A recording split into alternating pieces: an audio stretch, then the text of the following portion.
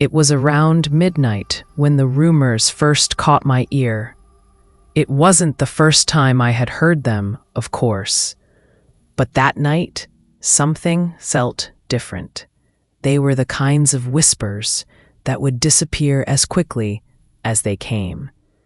The kind of stories people passed on in hushed voices, told with a mix of fear, fascination, and disbelief. It was the kind of talk you'd dismiss as nothing more than just another urban legend. A tale spun out of the shadows to keep you up at night. But this time, for some reason, the story didn't seem so easy to ignore. I was sitting with a couple of friends at a bar, the kind of dive where the walls are lined with old memorabilia and the air is thick with the smoke of countless cigarettes. We were nursing beers, trying to unwind after a long week, but as always, the conversation eventually turned toward the darker side of things, the strange, the unexplained, the stories that everyone whispered, but no one dared to confirm. One of my friends, Mark, was the first to bring it up. "You guys ever heard of the forgotten streets of Johannesburg?" he asked, his voice low and serious. The question hung in the air, cutting through the usual chatter of the bar. I felt a chill run down my spine, though I tried to hide it with a laugh. "The forgotten streets? What's that, like a ghost story or something?" I teased, trying to shake off the sudden unease that gripped me. But Mark didn't laugh. Instead, his eyes darkened, and for a second, I could see a flicker of something in them. A kind of fear, or maybe respect, for what he was about to say.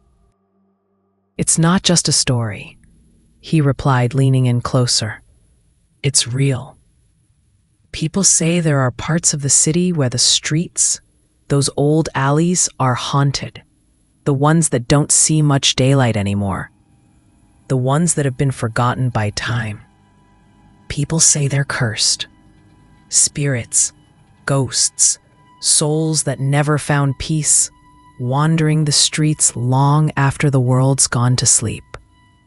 For a moment, there was silence.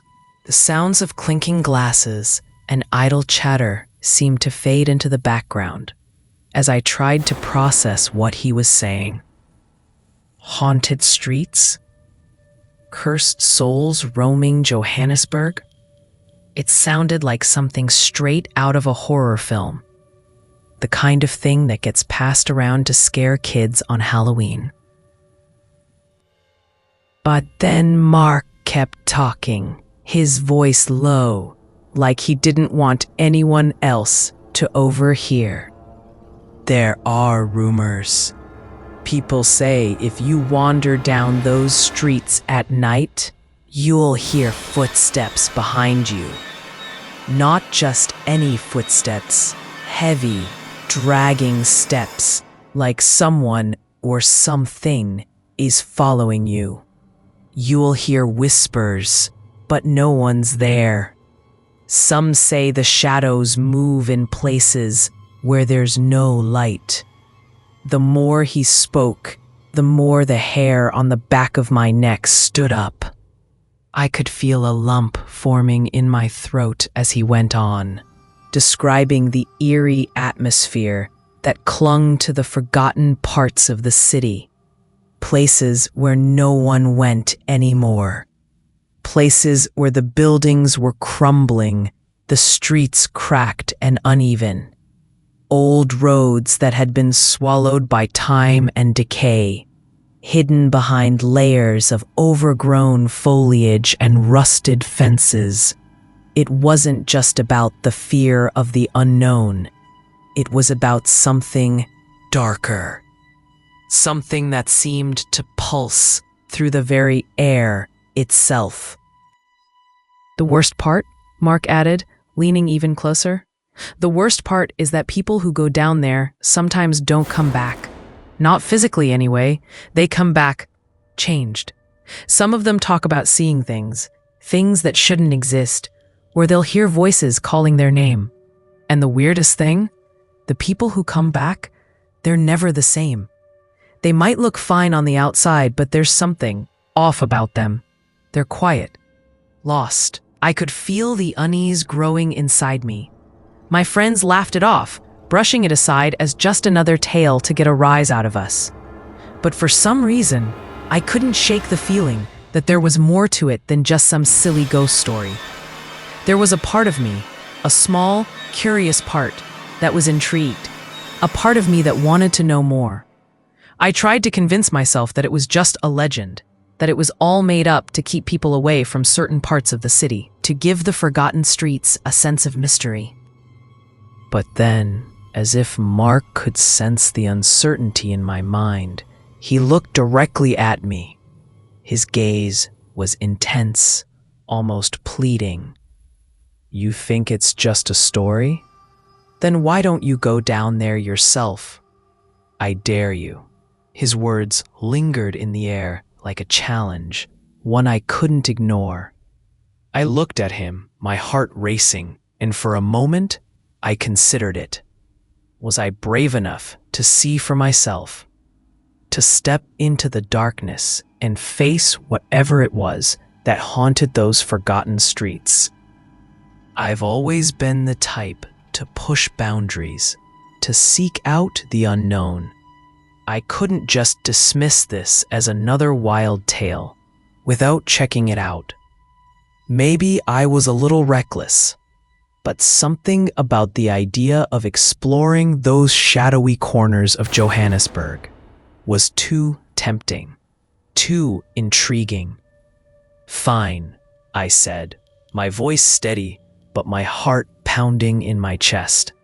"I'll do it. I'll go to the forgotten streets." Mark nodded slowly, a hint of satisfaction in his eyes, as if he had been expecting this response all along. "You should go with someone," he said, his tone more serious now. "There's strength in numbers. But if you do go, remember one thing. Stay on the main roads. Don't go wandering off the path. Don't let the darkness lure you in." I nodded, though his warning barely registered. I had always been one for adventure, and this was just another chapter in my life that was waiting to be written. Or so I thought. As the night wore on and we finished our drinks, the conversation drifted away from the haunted streets. But even as I walked home under the dim lights of Johannesburg, I couldn't shake the feeling that something was pulling me toward those forgotten parts of the city. It was a feeling I couldn't explain. A pull that went beyond curiosity. It was as if the streets themselves were calling to me, whispering my name, urging me to come closer. I tried to ignore it, but the pull grew stronger. And as I lay in bed that night, the shadows in my room seemed a little darker, a little deeper, as though something was watching from just beyond the edge of the light. And in the silence, I couldn't help but wonder, was this just another story? Or was there something in those old, forgotten streets waiting to be discovered? It was a question that haunted me long after I closed my eyes, and one that I would soon have to face. We had decided to take the plunge. The stories, the rumors, the whispers. Everything about the forgotten streets had been gnawing at me for days. It wasn't just idle curiosity anymore. It was a need, a strange compulsion to step into those darkened alleys and see for myself what all the fuss was about. Or at least, we thought we did. The street we chose was one of the oldest in Johannesburg, a place steeped in the kind of history that didn't show up in the glossy pages of tourist brochures. A place with a dark reputation, abandoned buildings, and locals who avoided it like the plague after sunset. We were told that people who lived in the area rarely ventured past the main roads when the sun went down, afraid of what lurked in the shadows. But we didn't listen. We figured we were different. We were brave. We were just out for a little adventure. How bad could it be? As soon as we stepped onto the street, I felt something shift in the air. The cool breeze that had greeted us outside seemed to die down, replaced by a suffocating stillness that made my skin prickle. The streetlights above flickered erratically, casting brief flashes of light that did little to cut through the heavy darkness around us. It was as if the lights were trying to hold on, struggling against the overwhelming shadows that surrounded them. Each flicker seemed to stretch the darkness further, pulling it deeper into the alleyways, where we couldn't see what was waiting there. I tried to convince myself that it was just the wind, or maybe faulty wiring. After all, this was an old part of the city, and old things broke down, right? We walked deeper into the street, the cobblestones under our feet rough and uneven. It looked like no one had cared for this place in decades. The buildings on either side were mostly abandoned, their windows boarded up or cracked beyond repair.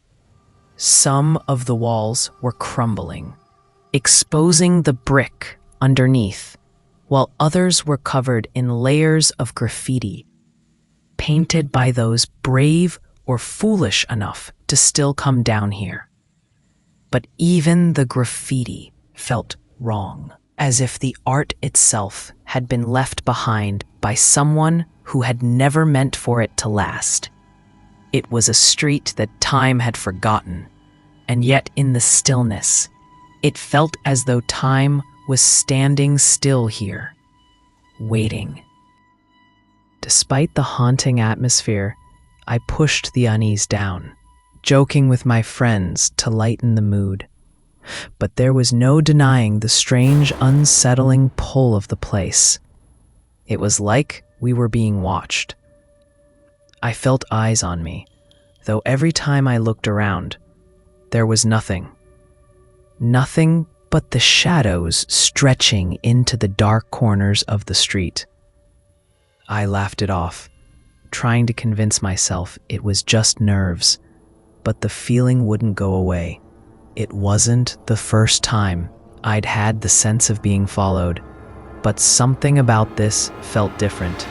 This wasn't the typical paranoia that comes from walking alone in an unfamiliar place.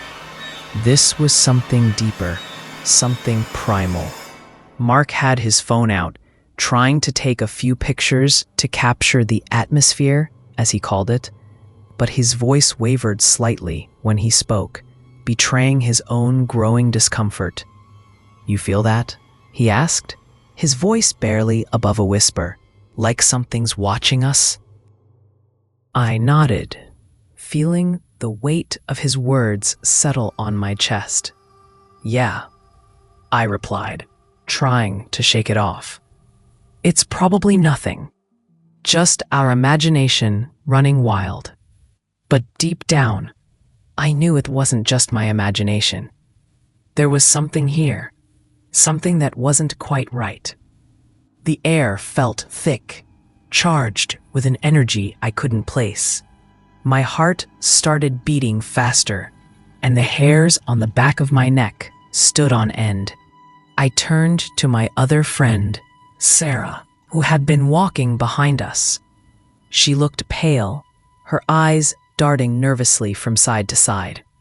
She caught my gaze and gave a nervous laugh, but it didn't reach her eyes. "Let's just get to the end of the street and turn back," she suggested, her voice tight. It wasn't like her to be this scared, but I could tell she felt it too. Whatever it was that lingered in the air, it was getting stronger, and none of us could ignore it. We kept walking, but the sense of being watched was growing stronger.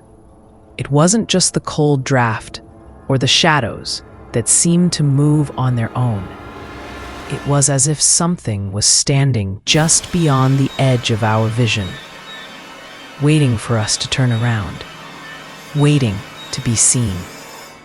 But every time I looked behind me, there was nothing there, just the empty street stretching out behind us, the flickering lights casting more of those twisted, elongated shadows that made the world seem warped. Then I heard it, a whisper.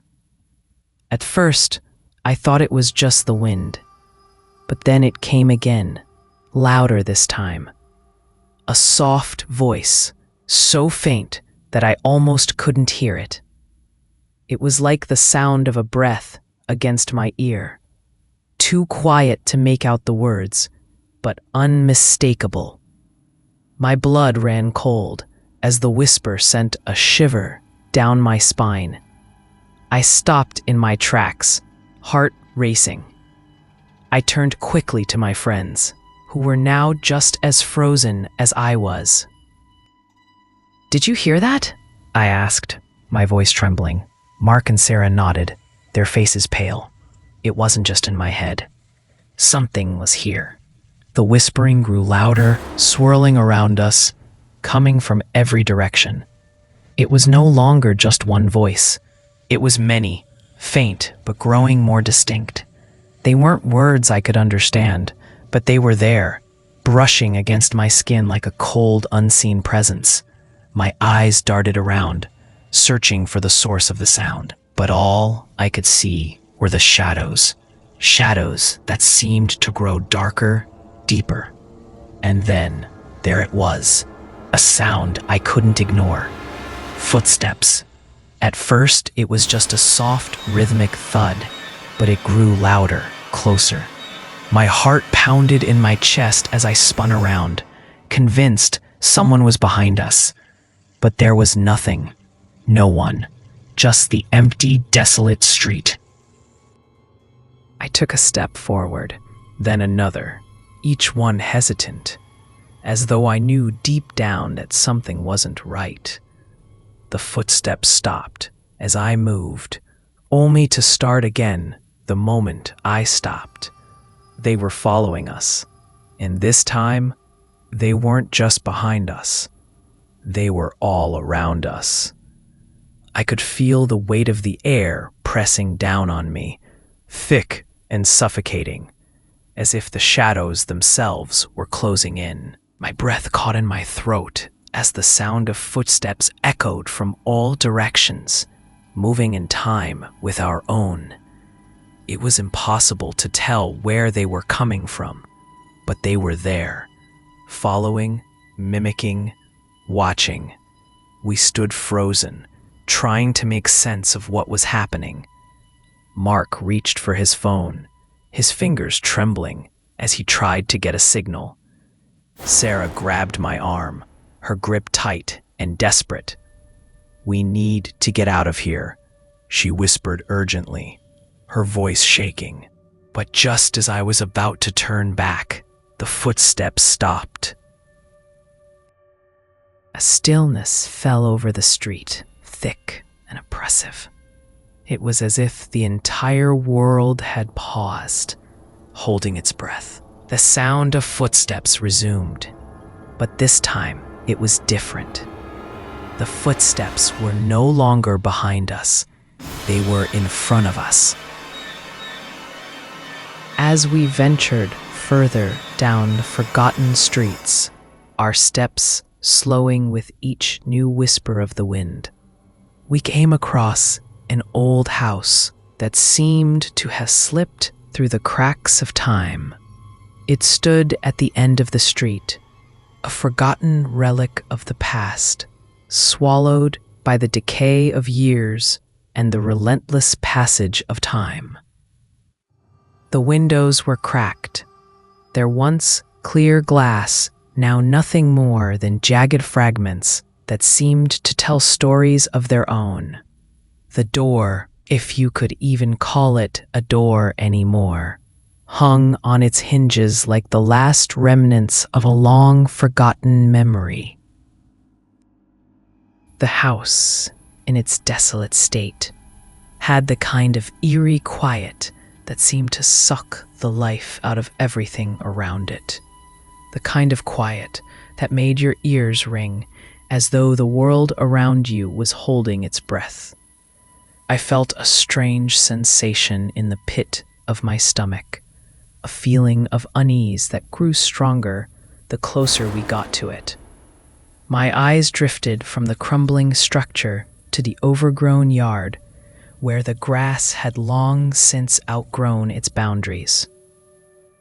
And the wild ivy crept up the sides of the building like a suffocating hand. Oh, what truly caught my attention, the thing that sent a shiver down my spine, was the window on the top floor.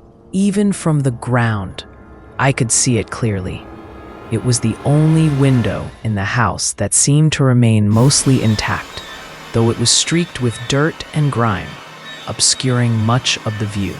But there was something about it that made my heart race, something that made my pulse quicken in a way that I couldn't explain.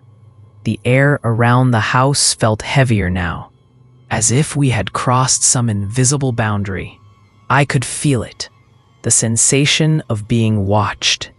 It was subtle at first, just a lingering sense of awareness, like a prickle on the back of my neck. But the more I stared at that window, the more intense the feeling became.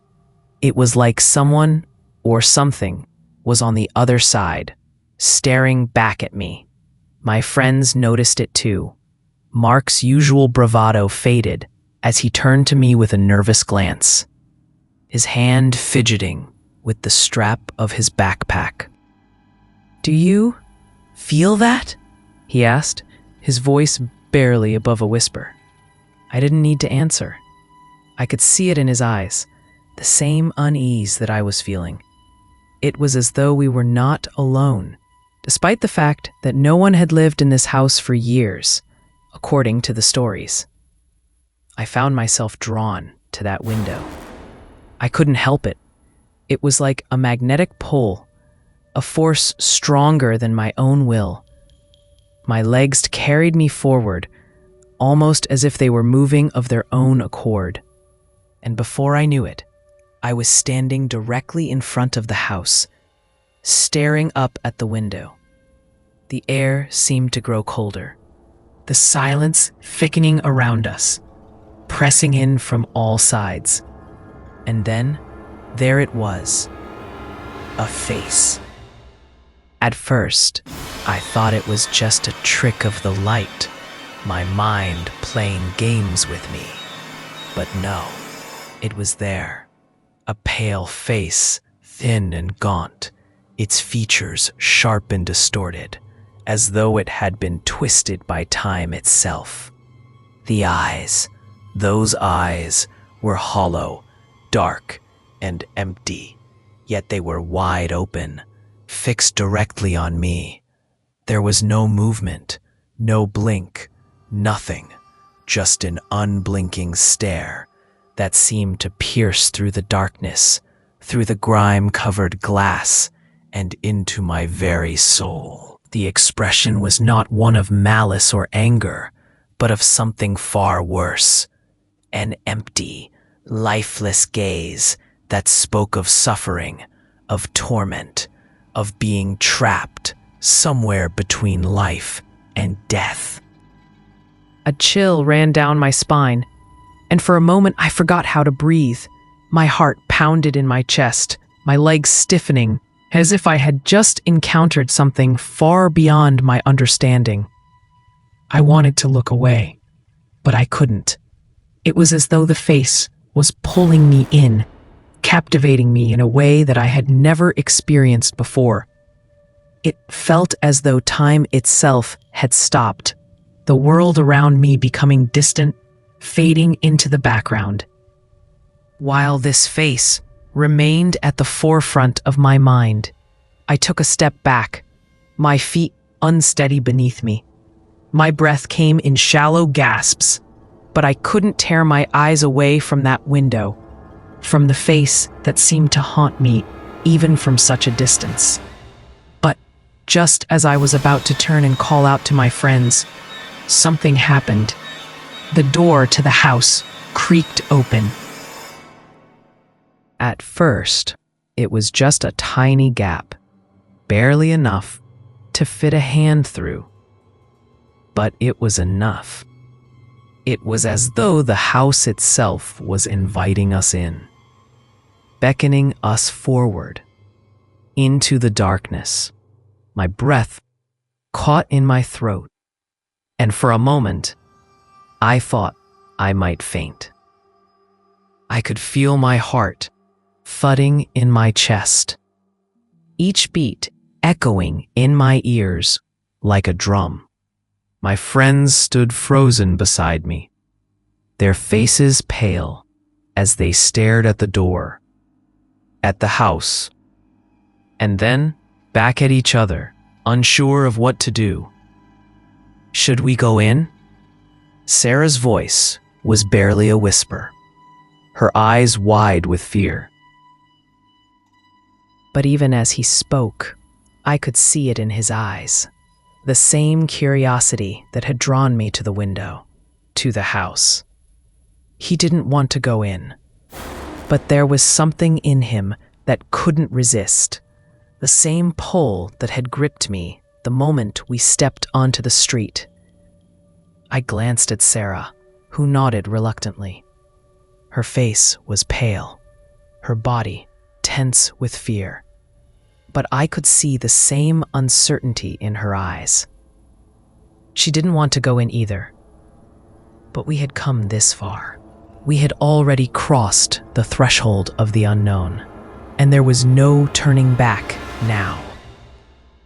And so, with my heart racing and a feeling of dread settling like a weight in my chest, I made a decision. I stepped forward, crossing the threshold of the house.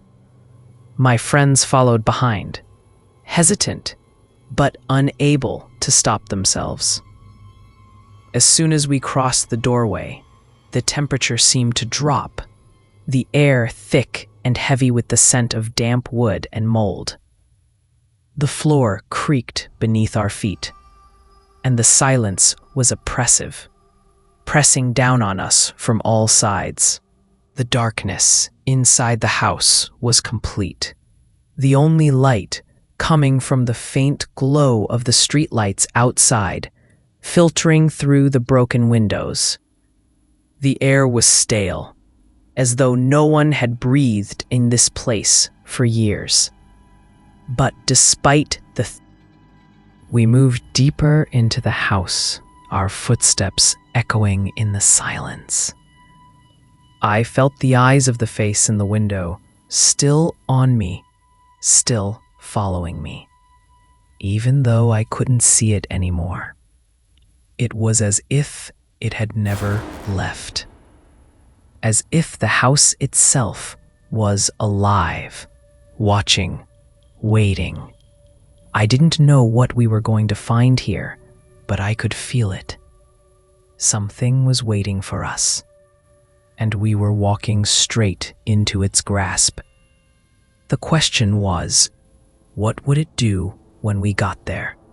We didn't have long to find out. The moment we stepped inside the house, it felt like we had crossed into a different world, one where time and reality no longer had control. The air was thick, heavy, with the scent of decay, like the house itself had been holding its breath for years. Dust particles floated lazily in the dim light that crept in from the cracks in the boarded-up windows. The silence inside, so deep, that it felt suffocating. With every step we took, the floor creaked underfoot, as if the house was groaning under the weight of our presence, warning us to turn back. But none of us spoke. We all felt it, this sense of foreboding that clung to the air, wrapping around us like an invisible force. The house felt alive. It wasn't just the creaking of the floorboards or the way the air seemed to shift when we moved from one room to the next. No, this was something different. It was as if the house itself was watching us, breathing with us, observing our every move, waiting for something. Though what, we weren't sure. It wasn't a physical presence, but a kind of oppressive energy that settled on our shoulders, heavier than the thick air around us. I felt my heart pounding in my chest as we made our way through the dusty corridors, stepping carefully, trying not to disturb anything. Every room we entered seemed colder, the temperature dropping sharply, as though the house was feeding off our fear, growing darker with each step we took. The walls, once adorned with faded wallpaper and peeling paint, seemed to close in around us, making the spaces feel smaller, more suffocating. The house had a claustrophobic feeling to it, as though it was shrinking, narrowing its grip on us, urging us deeper inside. And then it started. At first, it was so faint that I thought it was just the wind, the house settling, or the creaking of the old timbers in the walls. But then it came again, a soft whisper, so quiet that it barely reached my ears. At first, I thought I had imagined it, but the others heard it too.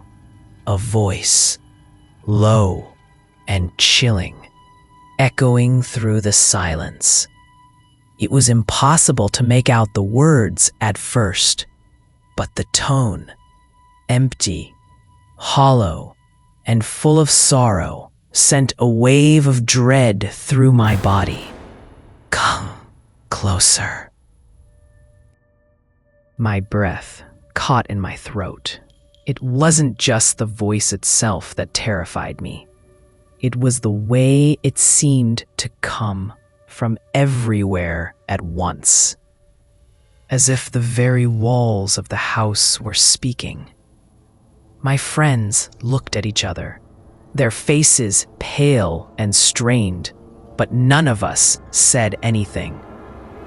We all felt it, this unnatural pull toward the sound. Something inside me wanted to run, to turn and flee from the house and its haunting presence. But another part of me, a part I couldn't ignore, urged me forward. I could feel the pull of that voice, drawing me toward it, beckoning me into the depths of the house. We moved cautiously, our footsteps tentative as we followed the whispering voice. It led us down a narrow hallway, the walls closing in around us. The further we went, the more intense the feeling became, like an invisible hand was pushing us, guiding us toward whatever lay at the end of the passage. At the very end of the hallway, a door stood slightly ajar, the edges of the wood warped and weathered, as though it had been there for decades, untouched by time. Without thinking, I reached out and pushed the door open, the old wood groaning in protest.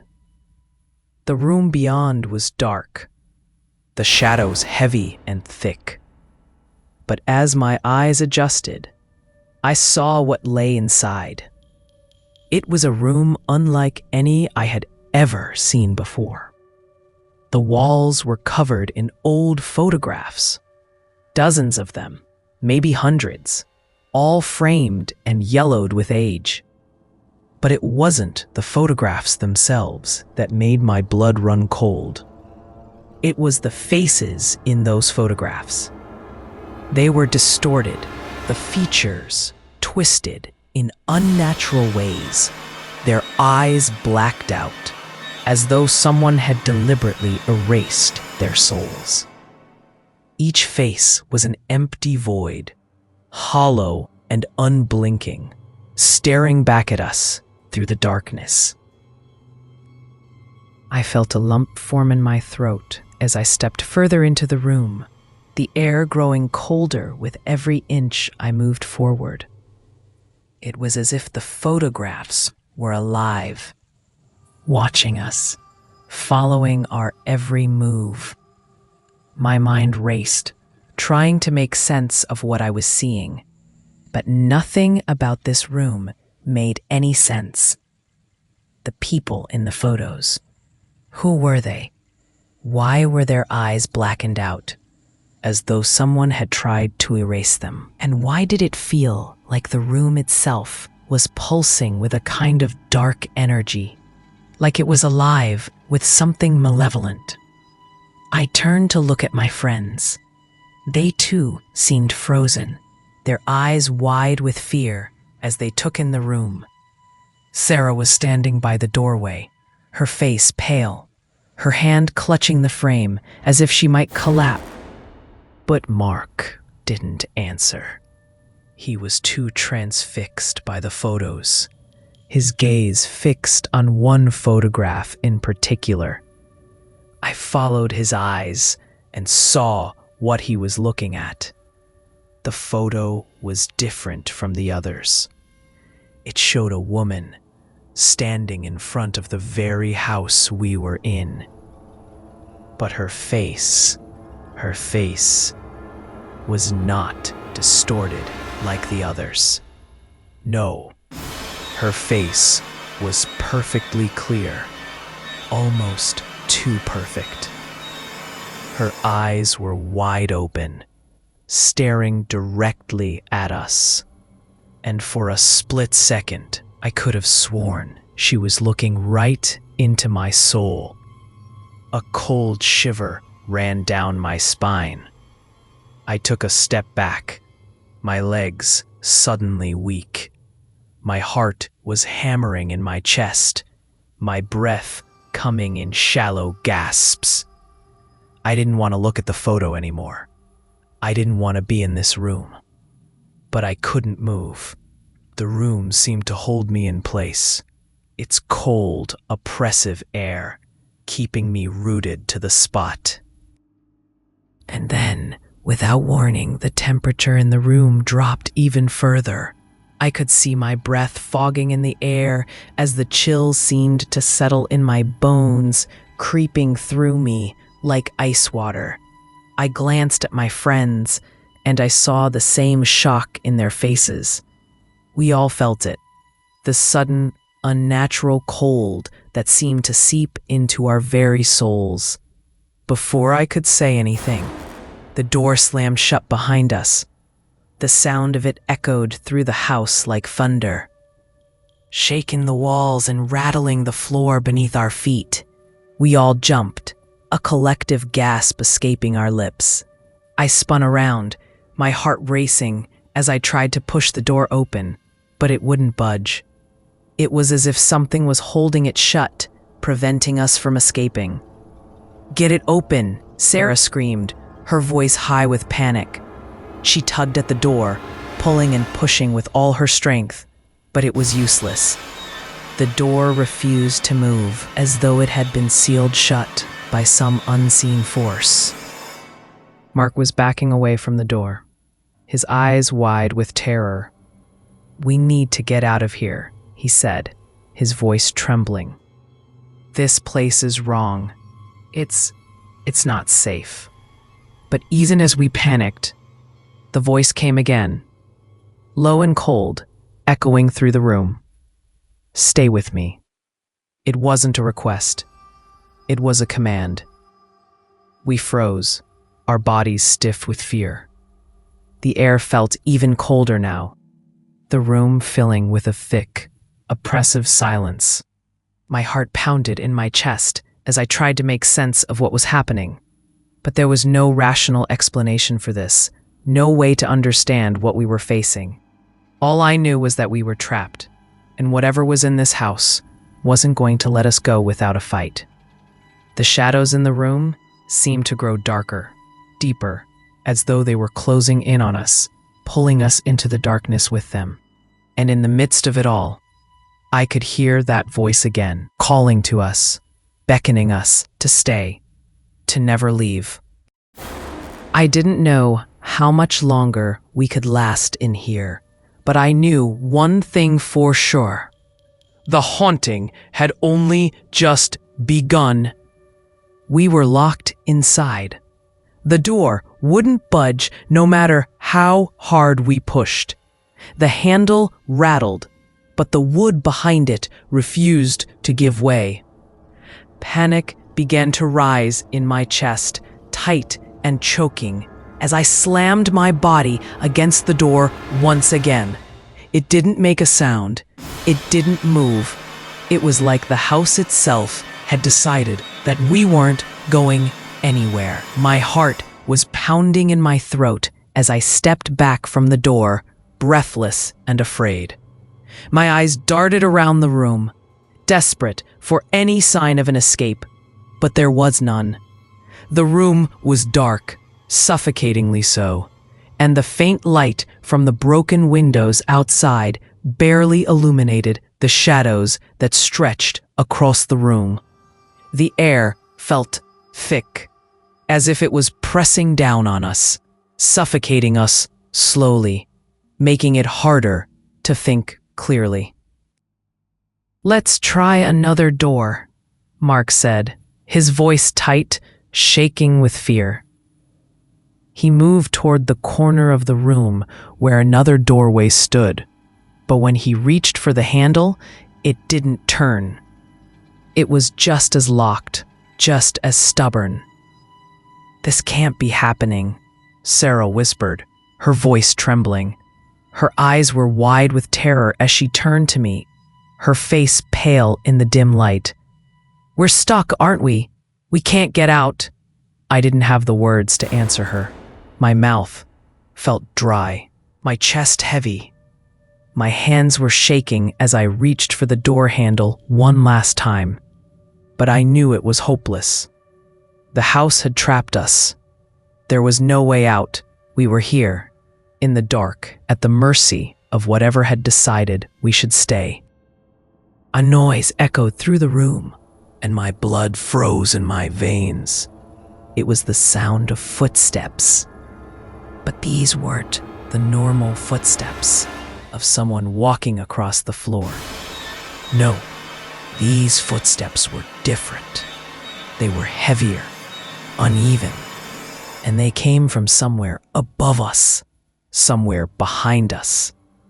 For a moment, I stood completely still, trying to place the sound, trying to tell myself it was just our minds playing tricks on us. But the longer I listened, the more impossible it seemed to deny. The footsteps weren't coming from the floor. They were coming from the walls, from the ceiling, from the very structure of the house itself. It was as though the house was alive, breathing, moving with something that wasn't human. I turned to Mark and Sarah, my heart racing faster than I could keep up with.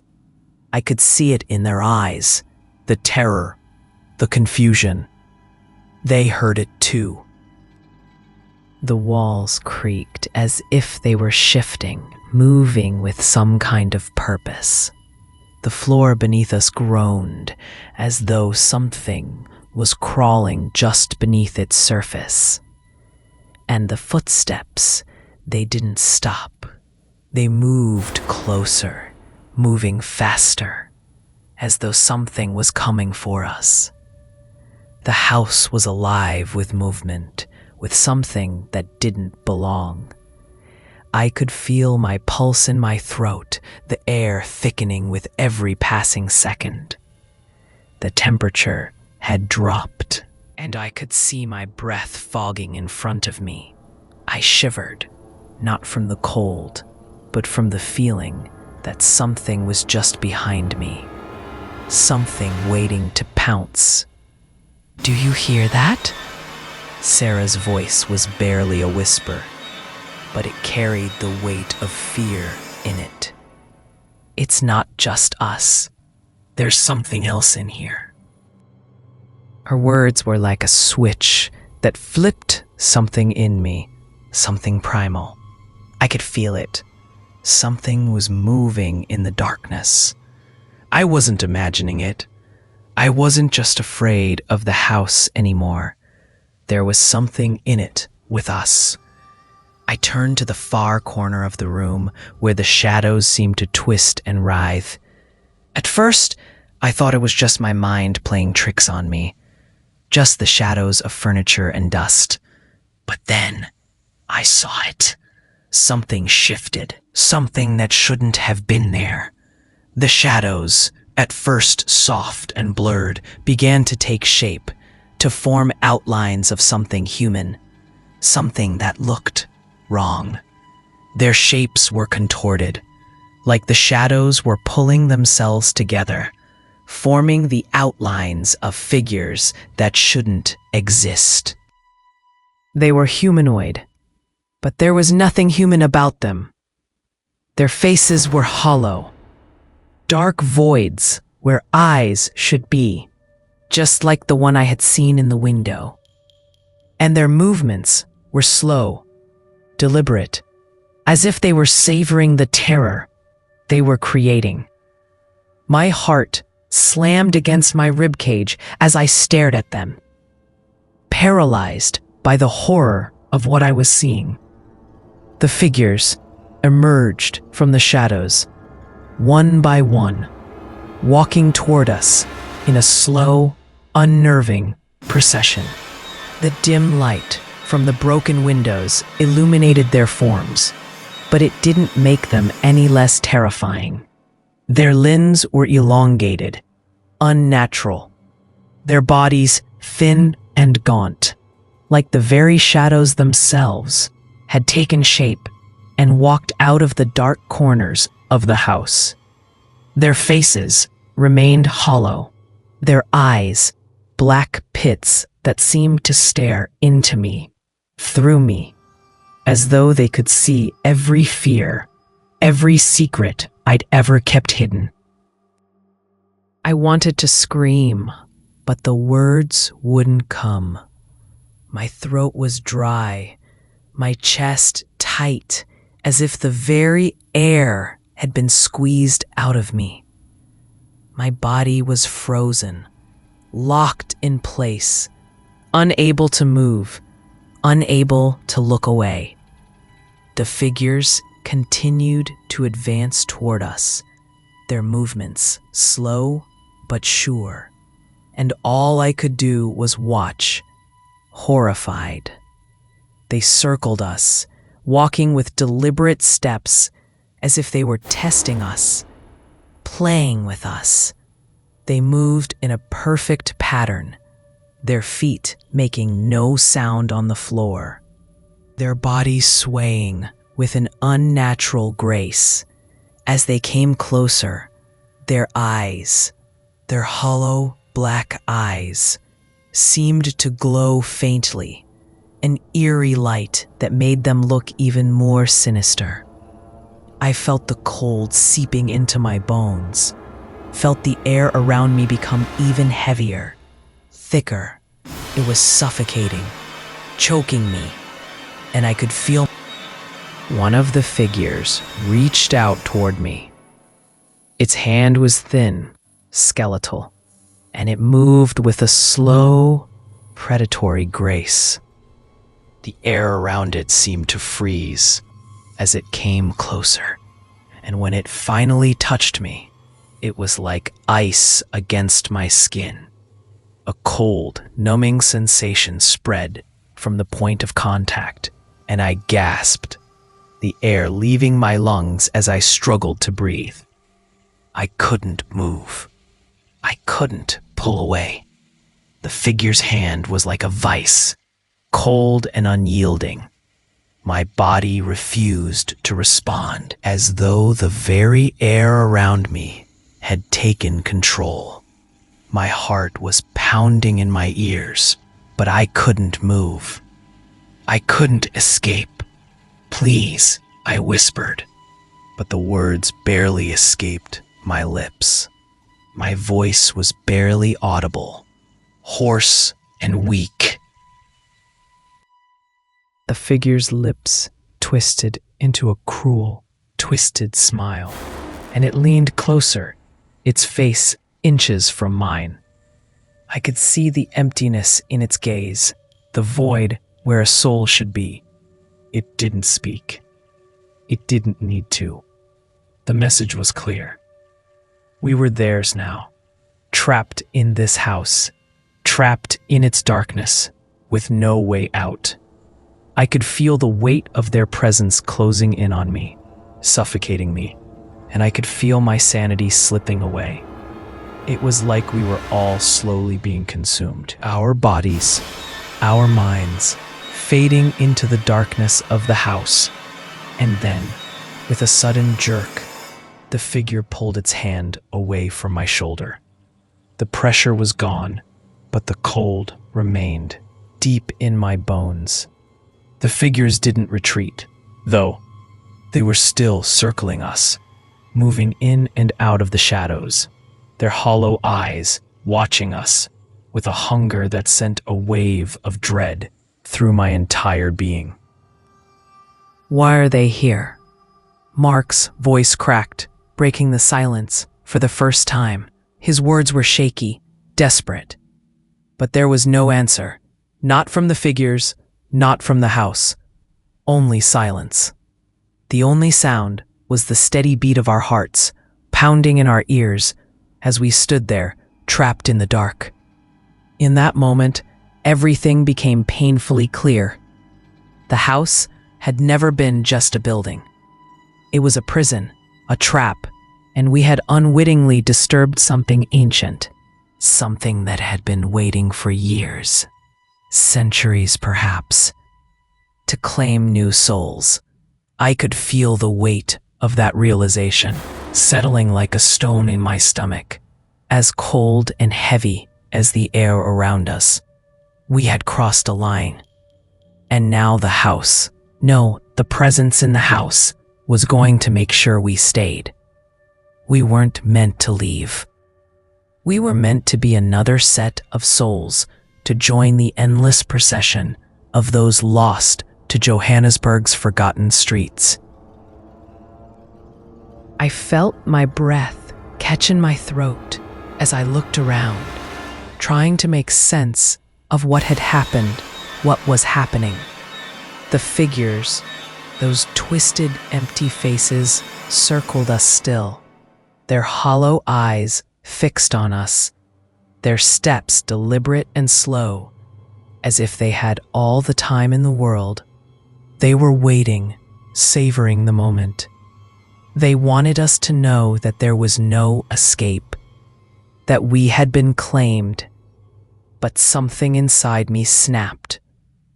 It was a moment of clarity, an instinct I couldn't ignore, that urge to survive.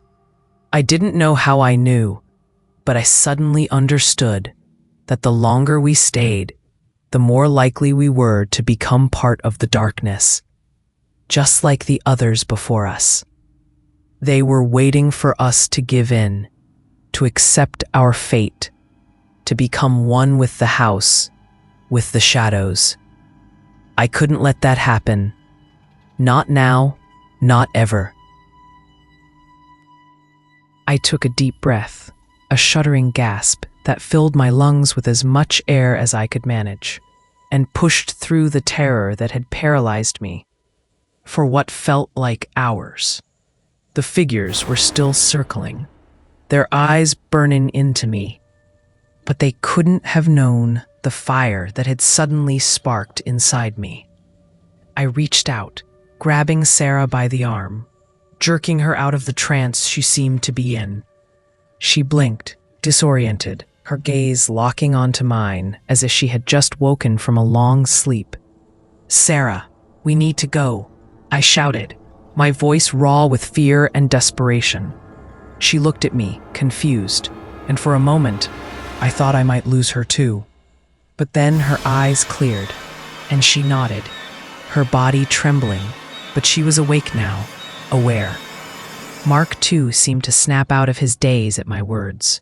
His face was pale, his lips trembling, but he pushed himself toward us, his eyes wide with horror. "What do we do? How do we get out?" he asked, his voice nearly breaking. I didn't have an answer, but I knew one thing. There was only one way to get out. The door. I turned toward the door at the far end of the room, the one that had once been our only hope for escape. It was still closed, locked tight, but there was no time to waste. The figures were getting closer, moving in on us, like they were part of the shadows themselves. I could hear their hollow footsteps, like a chorus of whispers in the dark. And I knew, with a gut-wrenching certainty, that they would not let us leave unless we fought our way out. With all the strength I had left, I pushed past my friends and sprinted toward the door. It was only a few steps, but in that moment, those few steps felt like an eternity. The door was right there, but it might as well have been 1,000 miles away. I reached for the handle, my fingers trembling, and tried to twist it. It resisted at first, refusing to give, but I didn't stop. I pressed my shoulder against the door and ticked it with everything I had left in me. My foot slammed into the wood, and with a jarring crack, the door finally gave way, flying open. I didn't hesitate. I grabbed Sarah's hand, pulled Mark by the sleeve, and pushed them both through the doorway. We didn't look back. There was no time to look back. We ran, our feet pounding on the old, creaky floor, desperate to get out of the room, out of the house, out of the nightmare that had trapped us. We bolted down the narrow hallway, hearing the scraping of feet behind us, the sound of the figures moving through the house, like they were chasing us, stalking us, unwilling to let us go. I could hear their laughter now, soft and mocking, like they were enjoying every second of our fear. It echoed through the halls, bouncing off the walls, warping into something more sinister, more cruel. The laughter wasn't just coming from the figures. It was coming from the house itself, from the very walls, as if the house was alive and feeding off our terror. We stumbled through the dark, our eyes wide with fear, our breath coming in ragged gasps. I couldn't see the way ahead. The hallway twisted, turned, and I couldn't keep track of where we were. The walls seemed to move, to shift as we ran.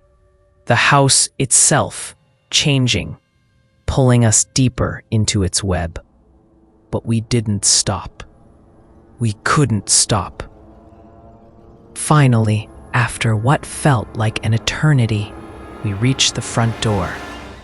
I pulled at the handle, my hands slick with sweat, and twisted it with all the force I had left. The door creaked, and then, with a final push, it gave way, opening onto the outside world.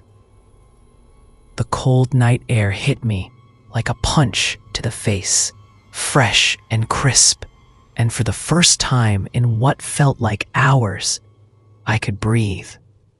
We all stood there, panting, gasping for air, as we took in the sight of the empty street before us. I turned back to look at the house, my heart pounding in my chest, my body still shaking with adrenaline. But there was no house. There was nothing. Just the empty street, the broken streetlights casting long shadows on the pavement, as if nothing had ever happened. I blinked, my mind trying to make sense of what I was seeing. Had we imagined it? Had the house, the figures, the terror, all been some kind of hallucination? But no. I knew what had happened. I felt it in my bones. We had escaped. We had barely escaped. But as we stood there, the adrenaline beginning to wear off, I realized something even more terrifying. The whispers hadn't stopped. They were still in my head, echoing through my mind, soft and distant. Like a forgotten memory, I never went back to those streets again. Never even looked in the direction of that forgotten part of Johannesburg. I moved on with my life, but it wasn't the same. And as for Sarah and Mark, well, let's just say that neither of them has ever been the same. They've changed in ways I can't explain, and I know they feel it too. There's a part of us that will always be trapped in that house, in that place. A part of us that never truly escaped. And sometimes, late at night, when the wind picks up and the streets are empty, I still hear those whispers, soft, barely audible.